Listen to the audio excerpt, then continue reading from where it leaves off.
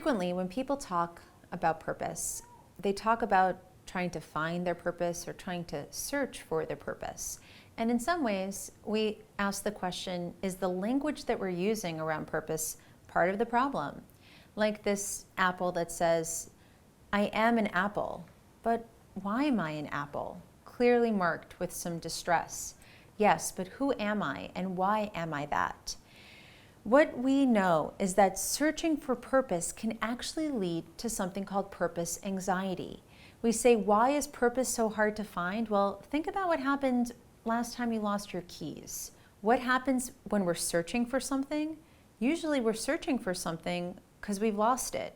You're searching for your keys because you've lost the keys and you never know where you're going to find your keys, such as this picture. But what happens is in the process of searching for it, we get more and more frustrated.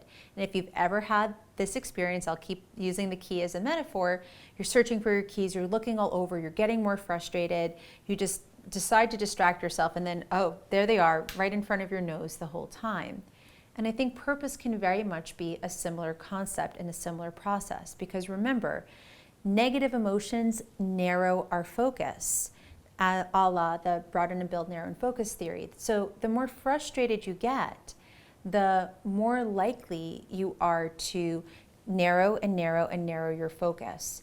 And losing something, feeling like something is missing, actually hurts. So one of the fundamental shifts that we want to invite people to make in how they think about their purpose is that purpose is not something that you've lost, that you're searching for.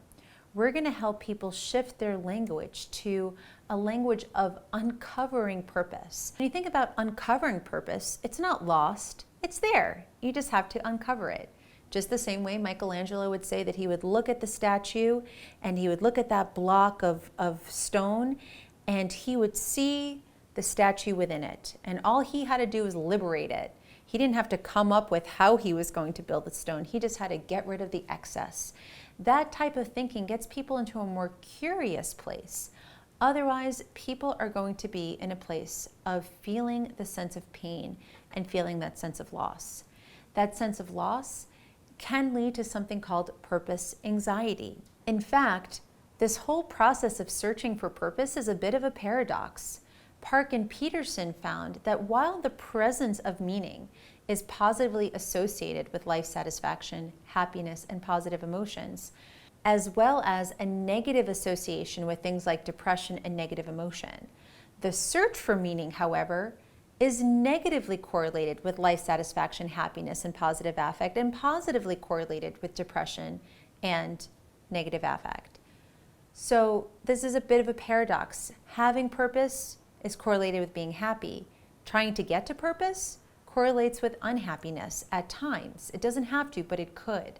And in fact, I beg the question, if more people expected that uncovering your purpose might come with a little bit of a hustle, a little bit of a struggle, it might make you feel a little uncomfortable. Negative emotions aren't bad.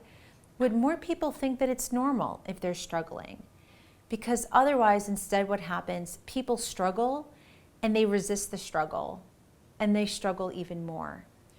According to Cohen's and Cairns, they found that the search for meaning has been associated with lower happiness and higher depression, while the presence of meaning is associated with higher happiness and lower depression.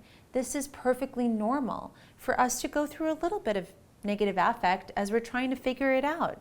Big questions like, who am I and why am I here? However, not knowing a person's purpose in life can lead to things like suicidal ideation, or even worse, suicide. Just like you're going to watch in this Avenue Q Purpose song, struggling for purpose, trying to figure it out can be a very stressful situation for people. So much so that there's actually a diagnosed disorder now called purpose anxiety. It's defined as the negative ramifications of the struggle for purpose in life.